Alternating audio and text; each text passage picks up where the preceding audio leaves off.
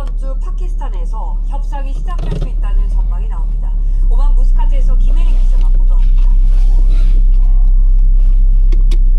미국 이스라엘과 이란 간의 전쟁이 4주차에 접어든 가운데 갑자기 협상 국면으로 전환됐습니다. 트럼프 대통령이 이란과의 협상 합의를 장담한 데 이어 4월 9일을 전쟁 종식 목표일로 정했다는 보도도 나왔습니다. 이스라엘 매체는 정부 관계자를 인용해 목표 날짜인 4월 9일까지 전투와 협상이 이어질 거라고 보도했습니다. 전쟁 종료 시나리오를 성사시키기 위해 이번 주말 미국과 이란의 첫 대면 협상이 이뤄질 거란 가능성이 제기되고 있습니다. 이란은 협상 사실은 강경하게 부인했지만 주변 우방국들과의 소통은 부정하지 않았습니다. Now, Tehran has denied this, but in the last day, we have seen an increased flurry of activity that involves Iranian Foreign Minister Abbas Araghchi calling a series of countries around the region.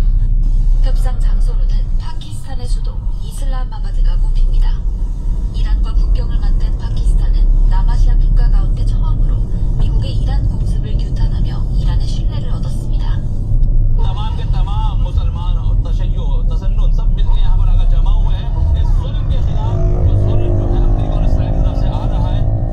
특히 시아파 무슬림이 이란 다음으로 많아 시아파 맹주인 이란 강경파와 대화가 통하는 몇 안 되는 국가란 평가도 나옵니다. 현재 파키스탄 정부 실세인 아심 무니르 육군 참모총장은 트럼프 대통령과 샤리프 파키스탄 총리는 해제시키한 이란 대통령과 각각 통화하며 막판 조율에 분주한 모습입니다. 파키스탄 외무부도 양측이 합의한다면 파키스탄은 언제든지 회담을 주최할 준비가 돼 있다며 중재 의지를 공식화했습니다. 하지만 이란은 미국의 공습 유예 이후에도 호르무즈 해협에 대한 선별적 통제를 강화하며 협상력을 최대치로 끌어올리고 있습니다. 결국 파키스탄에서의 대면 협상 성사 여부가 중동의 포성을 멈출 분수령이 될 전망입니다. 오만 무스카트에서 YTN 김혜린입니다. 트럼프 미 대통령은 이란과 협상을 하고 있고 이란이 핵무기를 보유하지 않겠다고 동의했다고 말했습니다. 트럼프 대통령은 현지 시간 24일 백악관에서 열린 신임 국토안보부 장관 취임 선서식에서 핵무기 보유 금지가 협상의 출발점이라며 이같이 밝혔습니다. 그러면서 이란은 해군과 공군이 사실상 분부했고 우리는 테헤란 상공을 자유롭게 비행할 수 있는 상황이라며 매우 유리한 협상 위치에 있다고 덧붙였습니다. 트럼프 대통령의 주장대로 미국과 이란의 협상이 성사되면 이란 측은 호르무즈 해협의 통제권 보장 등 조건을 제시할 것이라는 관측이 나왔습니다. 로이터 통신은 3명의 이란 고위 소식통을 인용해 이란이 협상에서 단순한 종전을 넘어선 파격적인 조건을 내놓을 방침이라고 보도했습니다. 이란이 미국에 제시할 조건에는 향후 미군의 군사행동 중단 보장, 전쟁 피해에 대한 금전적 배상, 세계 에너지 동맹인 호르무즈 해협에 대한 공식 통제권 인정 등이 포함된 걸로 알려졌습니다. 주말 협상설이 나온 가운데서도 이스라엘과 이란은 미사일 난타전을 주고받으며 긴장감을 키우고 있습니다. 이스라엘 공습 현장에선 100kg짜리 탄두를 탑재한 미사일이 발견돼 이란이 신형 무기로 방공망을 뚫었다는 관측도 나왔습니다. 요르단 암만에서 권준기 특파원입니다. 이스라엘 수도 텔아비브 밤하늘에 미사일 성광이 어지럽게 날아다닙니다. 트럼프 대통령이 최후 통첩 유예를 선언한 뒤에도 이란의 공습이 계속됐습니다.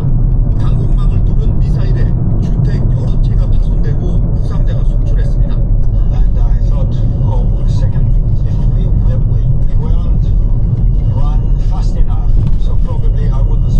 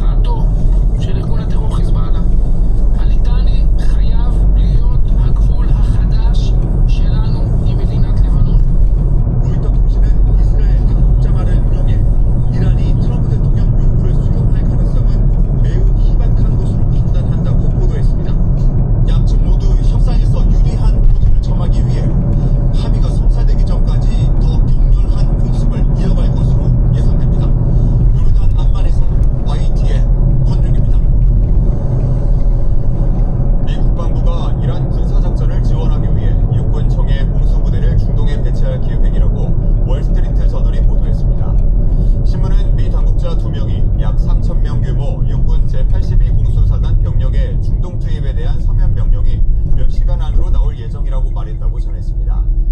트럼프 미 대통령이 이란과 협상이 진행 중이라고 밝힌 가운데 협상과 동시에 군사 압박 수위를 높이는 강원 양면 전략이라는 해석이 나옵니다. 사우디아라비아의 실질적 지도자인 무함마드 빈 살만 왕세자가 최근 트럼프 미국 대통령에게 이란과의 전쟁을 계속할 것을 촉구해왔다고 미 일간 뉴욕타임스가 현지 시간 24일 보도했습니다. 뉴욕타임스는 복수의 소식통을 인용해 빈 살만 왕세자가 최근 일주일간 트럼프 대통령과의 대화에서 이란 강경 정권을 제거해야 한다는 입장을 강조했다고 전했습니다. 빈 살만 왕세자는 미국과 이스라엘의 군사작전을 중동 재편의 역사적인 기회로 보고 있는 걸로 전해졌습니다. 신정체제의 붕괴를 기대했던 미국, 이스라엘의 바람과는 달리 이란 정권은 무너지지 않고 있습니다. 성직자 중심의 통치 구조가 굳건한 데다 이번 전쟁이 반회세 정서를 자극하면서 시민 분기도 나타나지 않고 있습니다. 김승환 기자가 보도합니다.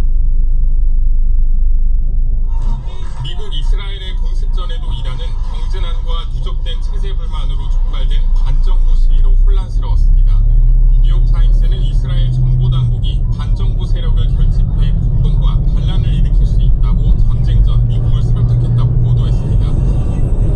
Now is the time to seize control of your destiny and to unleash the prosperous and glorious future that is close within your reach. This is the moment for action. Do not let it pass. 하지만 이란 체제는 미국 이스라엘 공습에 흔들릴지언정 무너지지 않았습니다. 이 배경에는 성직자 통치 원리가 국가 구조에 깊이 자리 잡은 이른바 신정 체제가 있습니다. 보통 베드물라 미친 성직자들이 통치하는 나라라 그러지만 여태까지 쭉 행보를 보면 항상 체제를 존재하고 체제를 생존하는 가장 합리적인 선택을 했던 세력이라는 걸 염두에 봐야. 이란은 대통령과 의회가 있는 민주주의 형태지만 실제 권력은 최고 지도자인 종교 지도자가 쥐고 있습니다. 군대, 사법부, 선거 검증 기구까지 장악해 핵심 권력을 최종적으로 통제하는 구조입니다. 또 최고 지도자 공백에 대비한 승계 절차와 권력 이양 구조가 헌법에 규정돼 있어 지도자가 없는 상황에서도 체제가 흔들리지 않도록 설계돼 있습니다.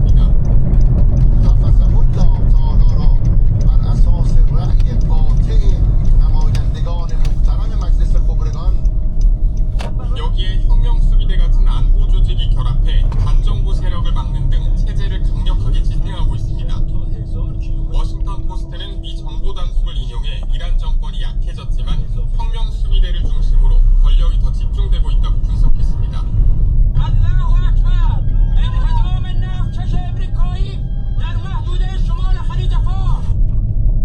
외부의 군사 공격이 오히려 반외세 정세를 자극해 내부 결속을 강화하는 면도 있습니다. 그렇게 우리가 믿었던 미국과 이스라엘이 이렇게 폭격을 하면서 내 삶이 무너지고 있다. 시위했던 사람들이 여기에 대해서 놀라는 거죠. 우리가 원한 건 이건 아니었는데. 성직자의 정통성, 헌법상 승계장치, 혁명수비대 중심의 안보구조, 반외세 정서 등이 함께 맞물리며 이란